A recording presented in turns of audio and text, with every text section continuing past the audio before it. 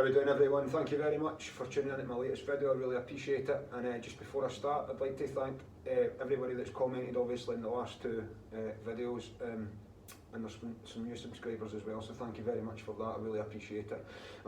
So I'm finally starting to kind of get back to my cell now. It's been a long 2.5, no, what is it, 2.5 weeks? 2 weeks. I'm not sure, I can't remember it. I can't even remember. I'm bloody struggling to remember even what day it is. I have to be honest, like, I've grossly underestimated the gravity of the request to come in here. It is, like I've said, it's been a grueling couple of weeks, but I'm glad I've done it. Because like I say, I'm starting to feel like myself again. I know my way about. I'll probably go and look for somewhere to live tomorrow. We'll see what happens. I do like this hotel, I have to be honest. But we'll see. So this latest video is obviously, I mean, I wanted to do this on Tuesday night, but me and my brother we'd arranged to go to a Mai Tai event, and then he ended up in his bed not well. It happens a lot apparently, to a lot of people, and he told me he wasn't going, so I decided to record the video, and then about 10 minutes into it he phoned, and I wanted to go, so I went. And then on Wednesday I fell asleep in the sun and woke up with a really sore head, like, so I haven't had too much of that. I mean, time just gets away from you here. It's you don't experience it the same. Obviously, it's a different time zone, and time zones they messed with my head in the way here. Like, it was really strange because, and it was weird at the point when this started to happen on the plane on the way over to Dubai. I happened to look at the screen on Emirates, tells you where you are on a television screen, and we were directly above Mesopotamia, which is obviously Iraq, and it was, I mean, that's an ancient place. It goes back to, it was Babylon before it and Sumeria before that, and that's where all the religious books get their stories from, their story from, and they've manipulated it into their own agenda, like, but they do all come from those Sumerian texts, and it was right direct. I mean, we were literally directly above that area, and it said that it was 9:30 on the ground, but yet when I looked at my phone, it was still UK time, and yet I'd been left the UK for however many hours it was. And it's just, someone asked me the other night there, an Austrian lad that met at Stephen's Pals, and he said, did the time thing mess with you? And absolutely, I think it still is. Because, I mean, you go out, and because it's such a vast place, you come back in at 3 in the morning, and you just, it doesn't feel like 3 in the morning. It's so weird to explain. People keep asking me what's it like, and I'm going to, I say to them the same as I was told. You can't tell people, you need to experience it. It's just, it's a vibe, it goes through you. It's the only way I can sort of articulate it just now. But some of the people you meet here is just, they're on the vibe, even though there is flaws to the climate. It's definitely not as organised as the UK in terms of health and safety, cleanliness, organisation. I mean, there's a lot of hazards. It's a quick story. One of the first things I noticed when I got into my brother's car was I'd happened to notice that there was electric cables hanging down. And I asked him, I said, why are the what's with the electric cables hanging down? I mean, they weren't just electric cables that came off, they were spliced, they were open. Oh, don't worry about that, mate. It's most of them are dead, but some of them aren't. I thought, well, nice one. Cheers for putting my mind at ease with that, Stephen. And obviously, there's other things on the electricity poles, like these silver things. Apparently, this is what he proceeded to tell me after that if you touch them, you can be electrocuted. So it's dangerous. There's hazards everywhere. Smoking strong weed through the day is not advisable here.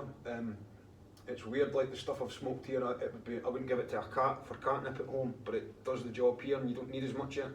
It's obviously got something to do with the extreme heat.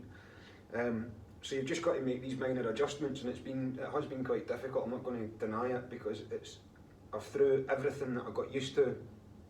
I mean, talk about going from one end of the spectrum to the other with regards to comfort. Every comfort I've had's almost had to go out the window. And it's not every comfort, but like certain things, like just little things that you miss, like Nescafe sachets and cucumber lemon. I mean, I could get that. I can sort that. That's not a big problem. But just being able to put something in a radiator to dry it off, you can't do that. Just little things, and people forget. I mean, because they sit in the UK so long, and it is a shambles at the moment. There's a government shambles going on. I mean, they seem to be running for their lives when you look at what's happened with Peter Mandelson. And I was going to mention that in this video, but I'll make it for the next. But I know the UK is sort of going through a very difficult time, but there is still gratitude for what we've got there, and I've noticed that life's not that bad. It's happiness is in your mind. It doesn't matter where you go in the world, your mind goes with you. And if you're going to try and get out your comfort zone, I mean, that's exactly what it is. I mean, I've gone through emotions that I didn't think I had. It's been really strange, but it's been really good for me as well, because the types of people that you meet here and the links that you make, it's not going to happen at home, not without going into circles you shouldn't be in.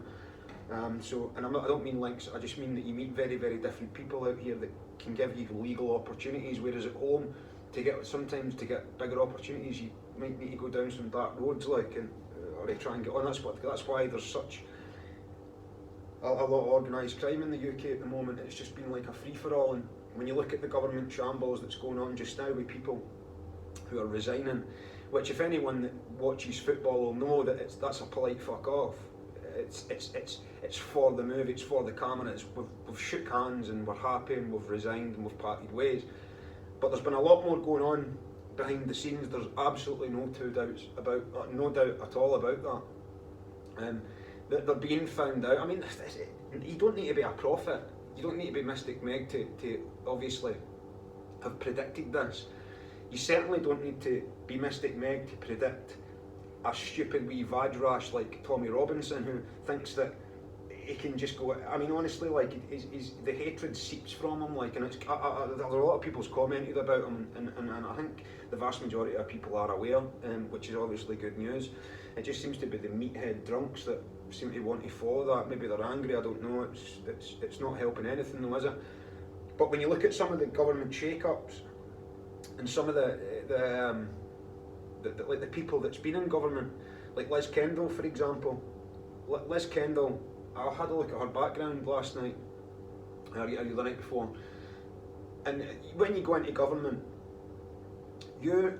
and there's a woman in America that speaks about this, Cynthia McKinney, she's a former congresswoman who talks about this, that the minute you get into government, voted in anyway, you are asked to sign the pledge to Israel.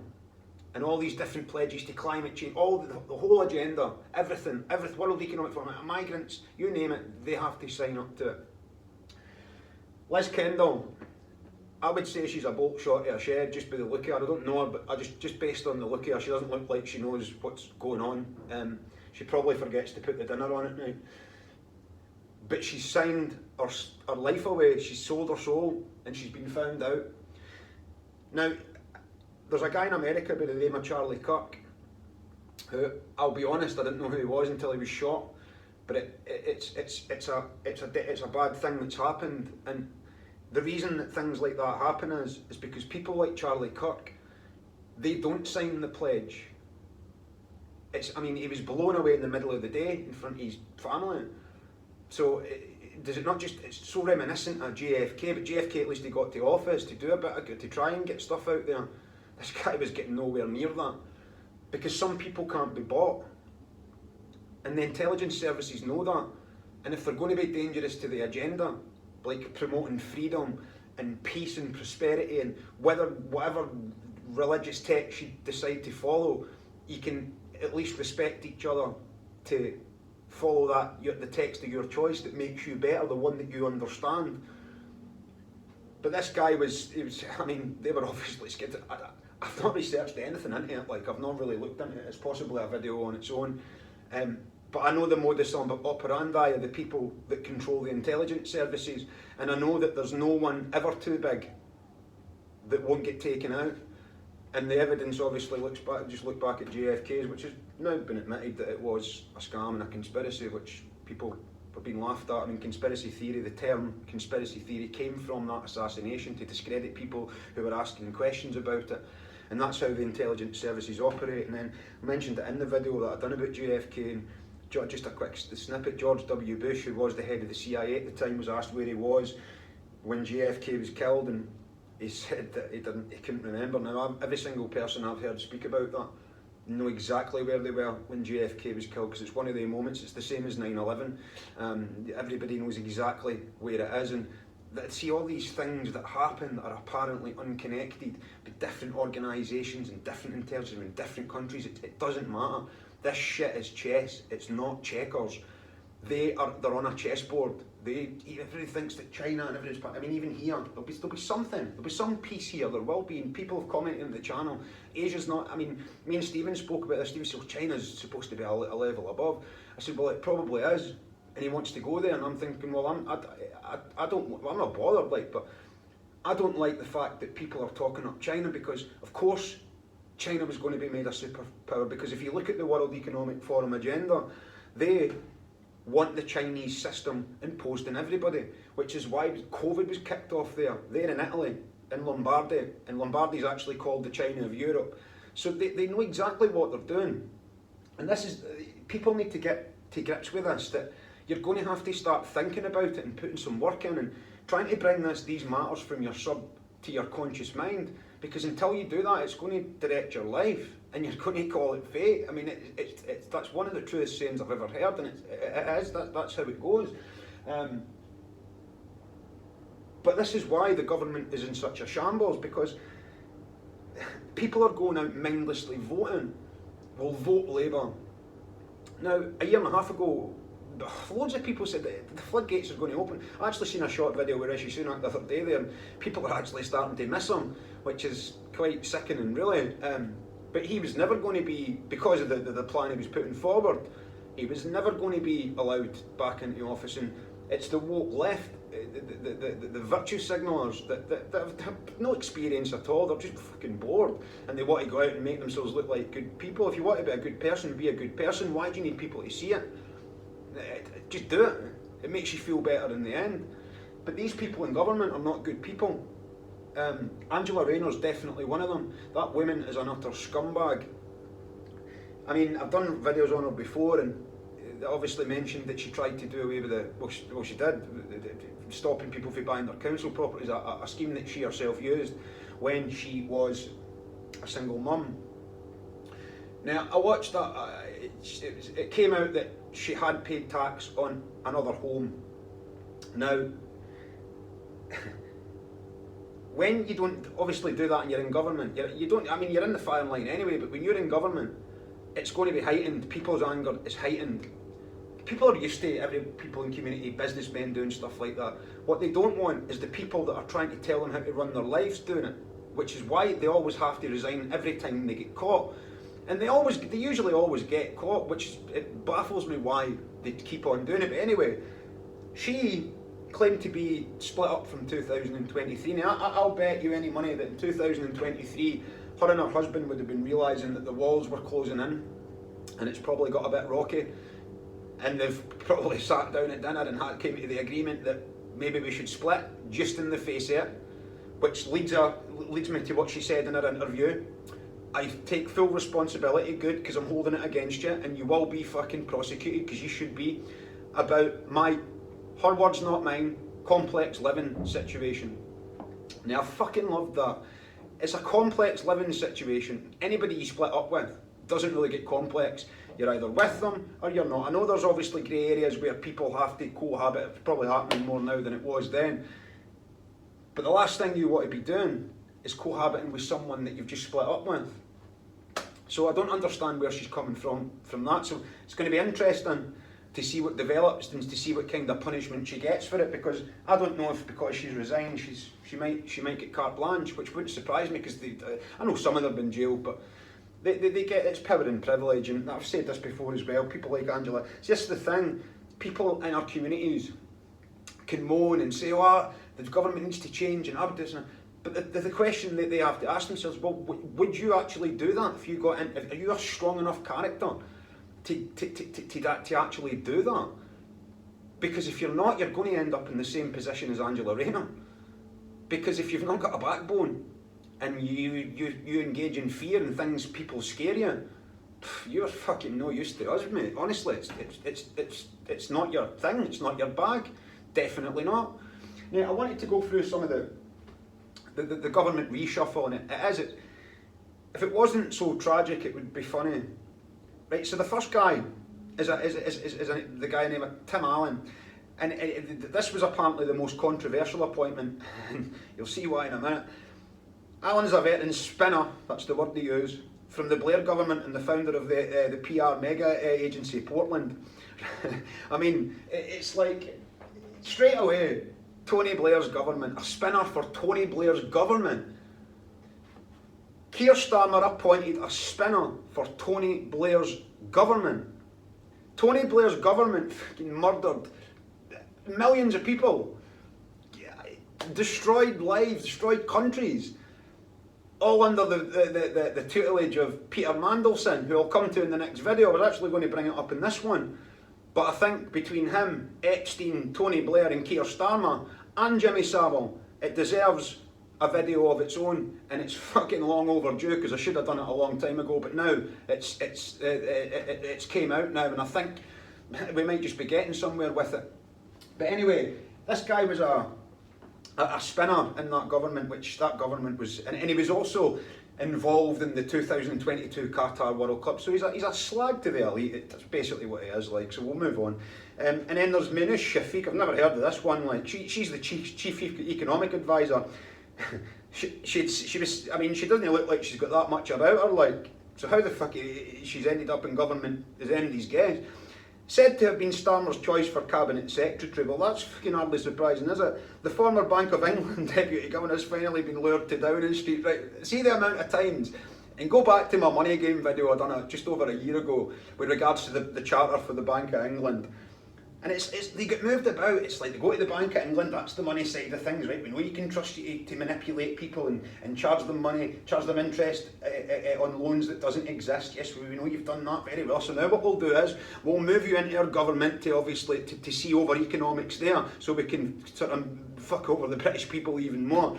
You've done a good job before, why would we not take you on now?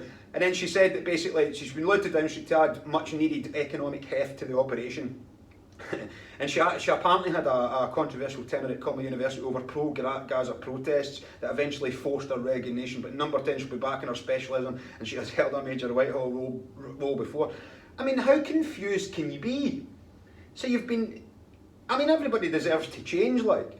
But I have to believe that if you've started out and seen Gaza and Israel and Palestine for what it is, and you've lost your job through your protest of that, why would you come to England and work for the English government, Labour mainly, who don't support Palestine? They more support Israel, everybody does.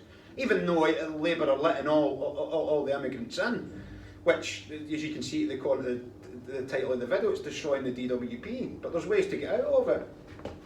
So that's another one.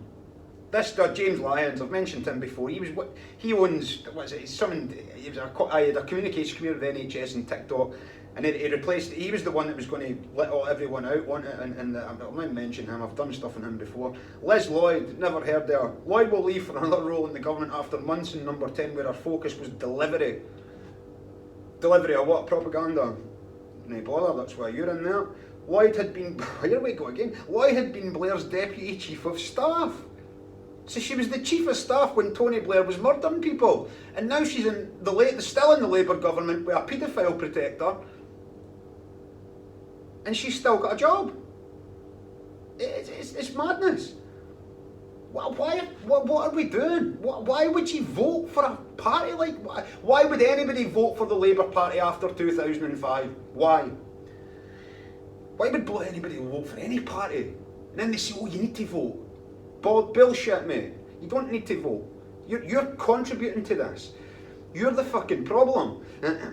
Lloyd had been Blair's deputy chief of staff, but clashed with the soft left. The soft left think tanks. As I've mentioned before, think tanks are just government organisations that are funded by people you never see to bring in an agenda that you don't know exists.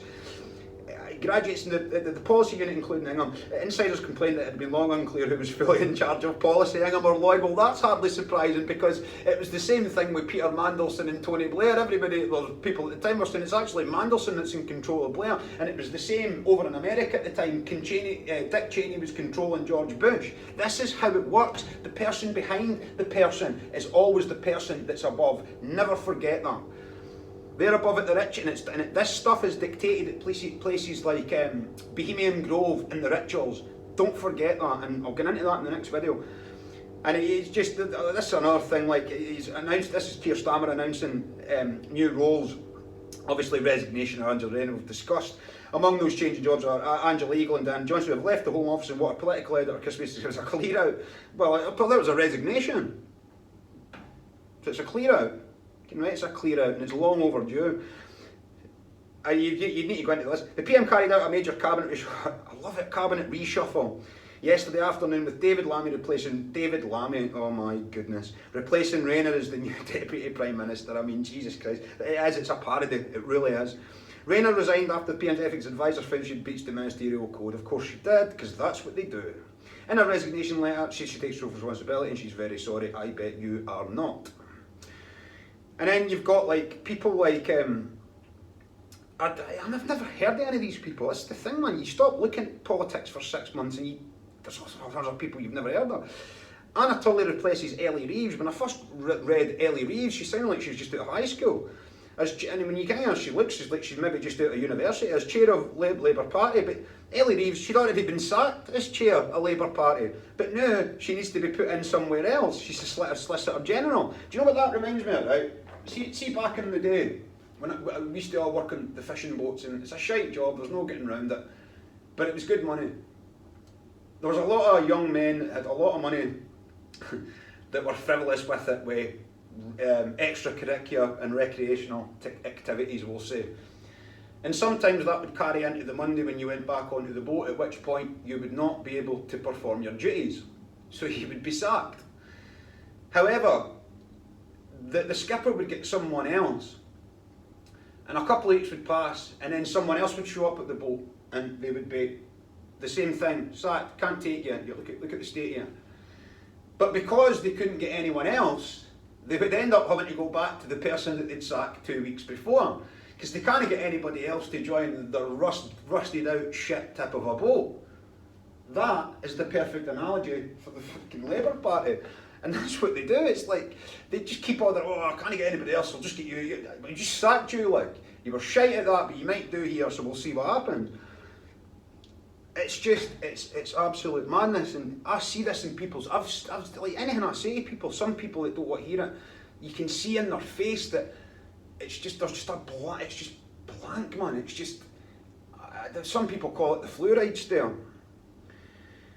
And then you look at, obviously, Rachel Reeves, and she's trying to charge people extra money for a second house.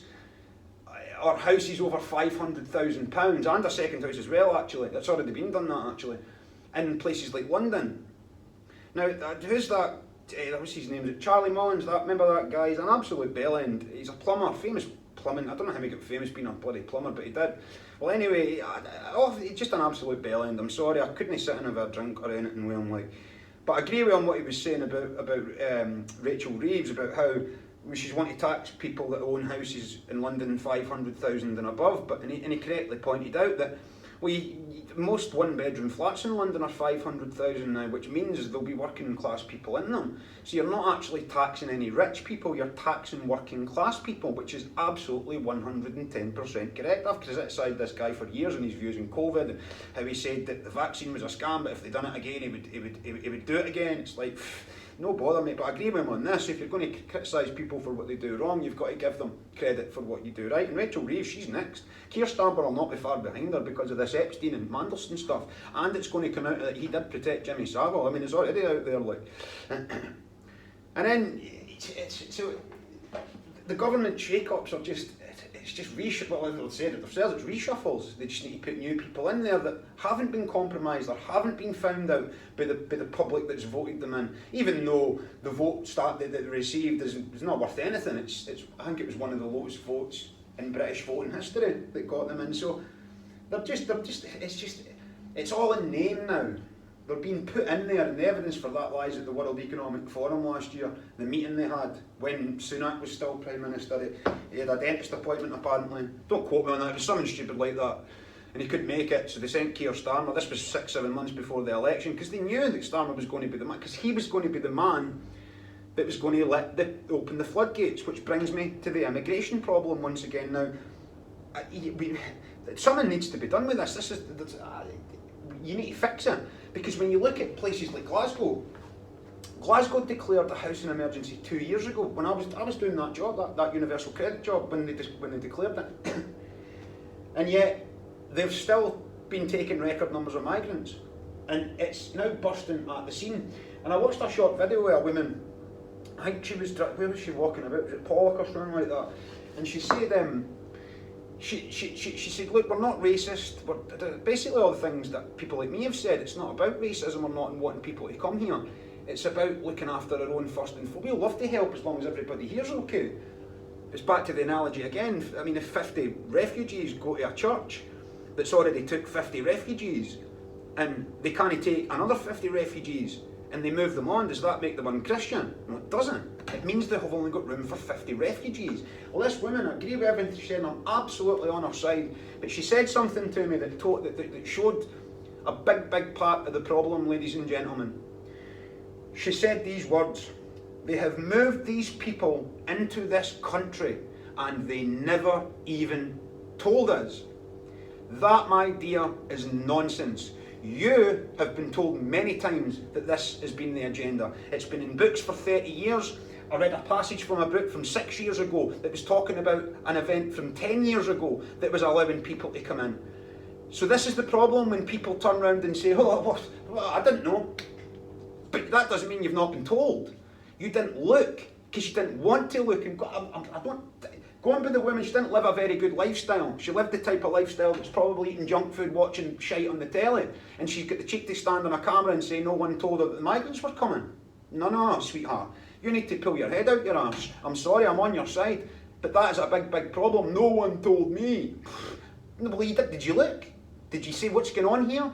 No, you didn't. Did you decide, I want to find out what's going on behind the government? No, you didn't. Now, this is the thing. Migrants, it has to be stopped. So when I was at Universal Credit, there's something called the Right to Remain scheme, right?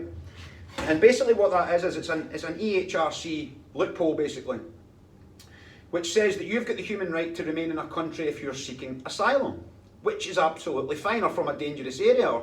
I've not actually seen the whole parameters of it. We were only given that it was for asylum seekers or people that were coming across in boats.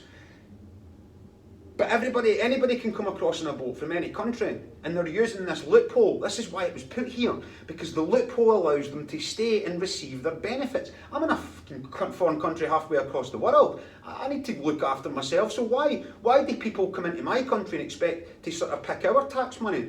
It just doesn't make any sense. So it has to be stopped, and the right to remain system has to be removed from universal credit, and it has to be done immediately. Because that is the loophole, and then this is the thing, right? I'm a total liberal, but you can't go too far the other way with liberal rights, because soft men create hard times, and hard men create soft times. So the right to remain scheme will not be removed. The only people that can use it are people that come from war-torn countries that we've bombed. You can't. There was a guy on, I think it was Sky News or something like that. He was from Afghanistan, this one was from India. As I mentioned before, it's weird with India, but he's got here with his family, and he's been put to the front of the queue, a 4-bedroom house, and he's standing on camera saying he's sold his house in India and his motorcycle and all his possessions to come to England. And I'm thinking, why have you sold all your possessions to come to England to sit on universal credit, mate? That just looks like you're parasiting to me. And no wonder they bloody pixeled his face out, because he was sitting, I mean, fair play, the guy told the truth. He was rhyming off the script that he was given, and by the smuggling gangs who are funded. They'll be funded by these think tanks. Guaranteed. And it's just absolutely unbelievable how he gets a 4-bedroom house in front of people that are British people that are going homeless. And like I say, His wife was basically saying she was told to say that she was a migrant. No, she was asylum seeker, but she wanted to go to England to seek an education because it was something. It was a line. I've got the video there. I'll put them in the description so you can see it for yourselves. And it's quite. Some of you've probably seen it. It's quite infuriating. It actually is. But that's your right to remain scheme for you. I was talking to a kid from Australia in a house last night, and he was saying that they've got something exactly the same in Austria. And this is that every country will have it. It's probably the same thing, the right to remain, because it's a human right, and we've went too far that way. So what we need to do is, it's only for people like Afghanistan. We can't have any complaints. Syria, we've bombed the shit out of it. We need to give them asylum, because at the end of the day, it's your tax money that's done it. That's fair. I've got no problem with fairness. But if you're from any other country that we've had nothing to do with, you will be sent back. Not straight away, of course. I think the money would be, and this is going to be quite controversial, but I think the money we would be saving for stopping would come in, would build a perfect holding pen for them, and we could put out the posters and say, you choose to come to Britain at your own risk. If you are caught, you will be placed in this holding cell with a mere 1 meal a day. That's not our choice, that's yours. We've asked you not to come here. There is no benefits. There's no benefits for anyone that's outside asylum. There's no work capability assessments for anyone that's outside asylum. Even people that are in asylum, it would need to be looked at. If they'd lost a leg or something during a bombing, fair enough. But if they were able-bodied, they'd need to be working here 2 or 3 years before they could receive any work capability assessments. And we certainly wouldn't be having people coming from Romania and places like that using the fucking trauma of the boat to get across and get a work capability assessment to say that you're traumatised and all the rest of it. Well, what did you expect, mate? Life's about sacrifice. You want to make a sacrifice for a better life, that's the choice you take. I was feared of long flights. I jumped on one to get over my fear, and that's what you do, you sacrifice. So you either make the sacrifice and you come here to make your life better, or you don't. Because you can't have it both ways. You can't say, well, I'm going to sacrifice, got on there and I'm going to go work there. Oh, actually, when I get here, I'm feeling my mental health. Oh, it's just I'm a little bit shaky. So I think for now I'll just get a work capability. No chance. And I can tell you now, like this is what needs to start happening now, because we are being laughed at by these people. We are being absolutely laughed at by these people. Like I say, the DWP is absolutely broken because of it, and anybody could sort this stuff out. It's it's just as easy to remove these things as it is to sort of put them there. And like I say, I mean, when you a fisherman, he said there isn't a day in that channel that goes by that you don't see people that are on these boats, and it's just economic migrants. There's nothing else for it, and like I say, I mean. What do you do? I mean, there's going to have to be an economic way of fixing this, and it's going to take more than me. It's going to take a lot of decent, intelligent people to sort of, because this is what's going to. It's going to have to be tough. It's tough love, like that's what has to come now, because the benefit system is absolutely broken, and it's broken because people are claiming on it that they shouldn't be claiming on. Now, I would love to be able to fix it. And when I was doing the job, I'd said to my manager and his manager, which is why they didn't fucking like me, because they knew I had more about me than they'll ever have. And they're actually both in different jobs now, I've heard. No fucking wonder, because they were useless. I'd said to them, I says, look, you've got such a high turnover here. People are being, like these customer service agents, they are being stressed out because they're not being trained properly. When I done 3 weeks training, mate, you were sitting there playing games, and fair enough the games were related to questions, but it was shite. They didn't teach you. There was 2 main tools for the system, and they didn't show you how to use either of them. I was having to phone people, how do you do this, mate? So they weren't being trained properly. So I'd said to these 2 fellas, I said, look, why do you not just let me train out, just let me try and train a couple of people that's willing to do it the way I do it, because not only will it make their life easier, it'll make the claimant's life easier. But they never ever wanted to hear it. But if it was up to me, I would have a centre, and I would have people. Are you a decent person that's willing to tell the truth and can give people the truth, even if it's going to make your life difficult, regardless of the consequences? If the answer's yes, come this way. If that's something that doesn't sound like you can handle, there's a cafe across the street there, go and serve the old dears their teas, because you're no fucking use here. Next. And it would go on like that until you had a decent team of people. That's the first thing that would need to happen. Secondly, the programme would need to be updated. I doubt it has been now. I've still got a screenshot on that phone from when I started my channel, and there was a computer programmer got in touch and he said, as far as I can tell, it's using such an outdated system that it probably goes back to the 1990s. So that would need to be taken out, and it would be triggered in such a way a wage was for every month. I know it happens a lot, like a lot of that for some people, but not for everyone. It would also have all any reductions removed. Everything would have to be reviewed to make sure people were getting the exact payment that they should get. That's the second thing that needs to happen. And people will say, well, what's going to happen then though, is people are going to get in the comfort zone and they're going to say, I'll just sit on the couch. Get mate, there's your money. If that's what you want to sit and become a fat slob watching Netflix, be my guest. Anybody else, and this, with the money you could save for this, you could start giving people investment opportunities or training opportunities, and just maybe that person that wants to sit in the kitchen, well, look at them, it could change the game. But because everything's so deprived now, people just, it's like the Soviet Union, like they just want to make sure that the lights are on, they've got their jumpers and their food and their job and their wee comforts, and that's it. Nobody's got anything to look forward to anymore, so you need to try and make things to look forward to, but how can you do that if you're not even getting the correct benefit system? And if you're obviously stuck in the rut of being in that benefit system, you're definitely not going to have the confidence to say to someone, what the fuck's happening here, mate? Which is why I'm glad I've done this channel, because in these videos, because the amount of people that's contacted me said, thank you, Alan, it gave me the confidence to speak to these people and I knew exactly what to say. And that's, I mean, you need to get a backbone, man. You can't let people walk over the top of you. And you can't just sit about and think that I'm nothing, and as long as I get my sickness benefits every month. Some people are so addicted to them, they're so held on to them, they're so grasped to them, that the idea, I've said this story before, but I'm going to say it again. I worked with a guy when I first got into customer service, we were doing our training, and all he kept going on about was, what's going to happen with my universal credit? I said, well, it's going to get, you're probably going to, well, you're working, you're going to lose it. Oh, what? Mate, you're making 4 times that. What's the problem? They get so caught in it, they get so comfortable with the rent payment and the nice wee council tax payment and this and that. And the idea of getting up in the morning and doing that all for themselves, it's just madness. But and I've been there. I'm not an angel, I've been there. I've been in that frame of mind.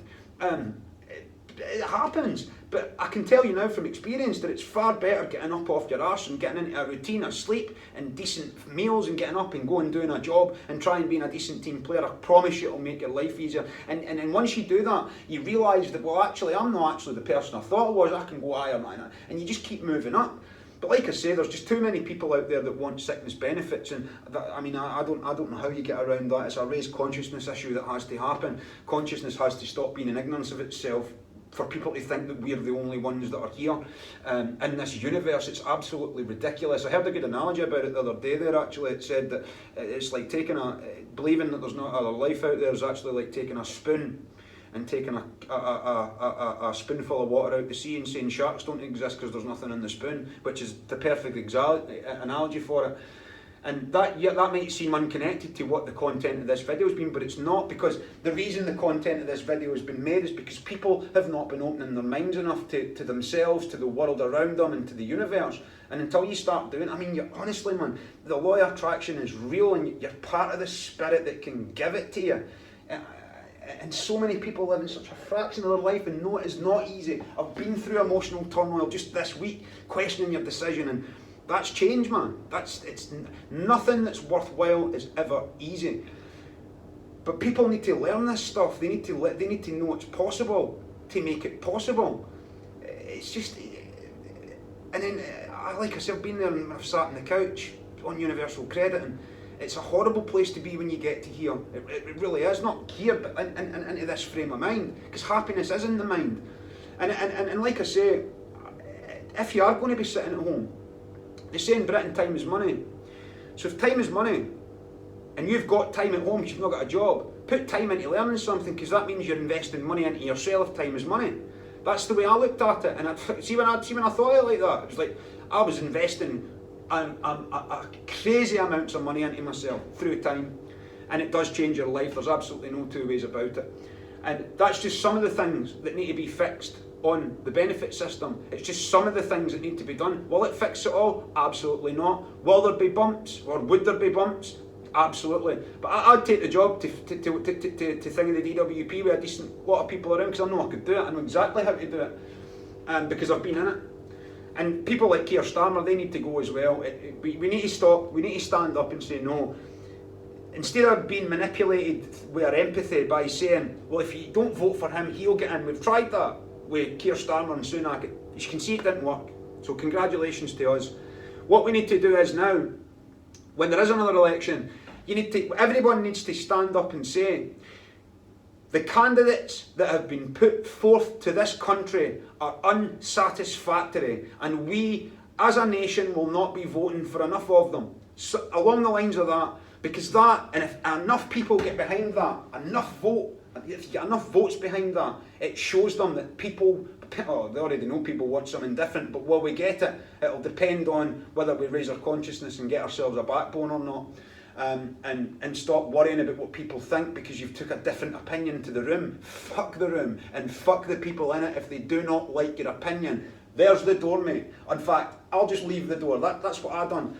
So this is the problem. It's like I say, it's ignorance. Ignorance and responsibility are the two main things that need to change. That we need to change the world. And it seems people think it can't be that easy. But I had a basket case of a life, and I was ignorant and I was irresponsible. I changed that, and it's perfect. I'm not an angel, but I live a far better life than what I used to. And that's not just because I'm sitting on another continent. That was true before I left. I actually didn't want to leave because my life was going really well, but that's the point. You get out of the comfort zone if you want to get to levels, or you can sit and live and die in the town that you were born in, or that you'd moved to. It's entirely up to you. Some people are comfortable with that, some aren't. But obviously, with the way the world is, there's an opportunity. There's a lot of people have left the UK. A lot of people have left Europe. They're all out here, and it's it's for good reason. Sorry, I've still got a bit of a cough. Excuse me. I'm not exactly within range of a bottle of Cavonia, unfortunately, that's not for lack of trying. I have looked, but that's the point. It's been a very, very testing time, but I'm glad I've done it because it's on to the next. Well, it's definitely on to the next level when it regards to workouts. I mean, I've felt my age this week because I've pushed it too hard in the gym, and I've said to a few fitness guys, and they're like, "Well, mate, you've just changed climate. You need to climatise first. You should really have left it 2 or 3 weeks, mate. 2 or 3 days after I got here, I was dying, man. I was in that gym. It's madness, like. So you need to start listening to people. But that's the thing. It's just been a very, very difficult change. No change is easy. So even if you're sitting at home and you're maybe feeling a bit uncomfortable because you've put on weight, and the thought of going for a walk is just too much to bear, then I'm telling you, see at that point, see if you can just muster the motivation and the strength to do it. You'll feel much better after it, because motivation never lasts. That's why you need discipline. It's not always there. You need the discipline to say, no, I don't feel like doing it, I need to do it.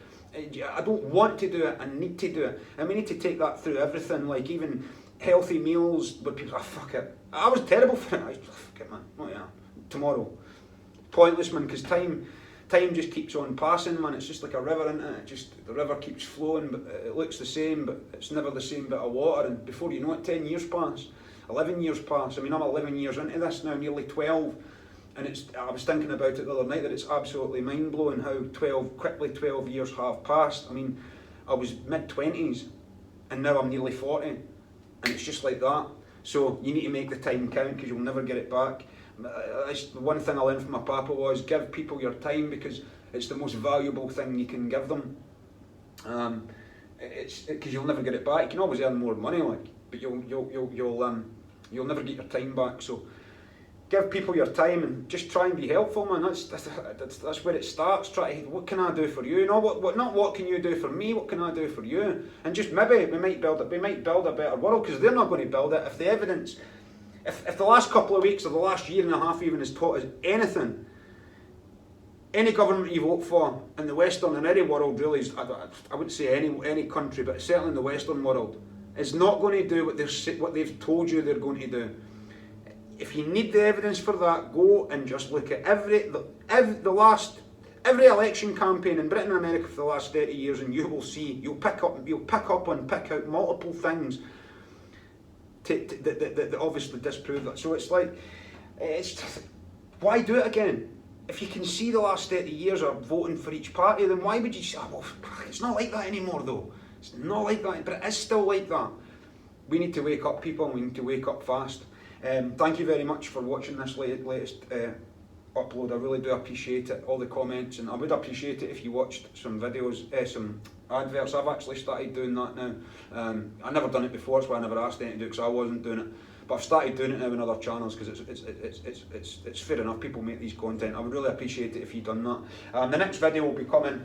What day is it today? Thursday, is it? No, it's not. It's Friday. I don't know what day it is half the time, honest stuff. It's Thursday today. It's Friday though.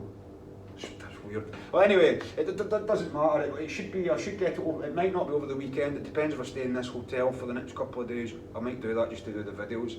But the next one's going to be on, like I said earlier, Keir Starmer, Peter Manson, Jeffrey Epstein, and I promise it's going to be a good one. So thank you very much for joining me, and take it easy, ladies and gentlemen. These are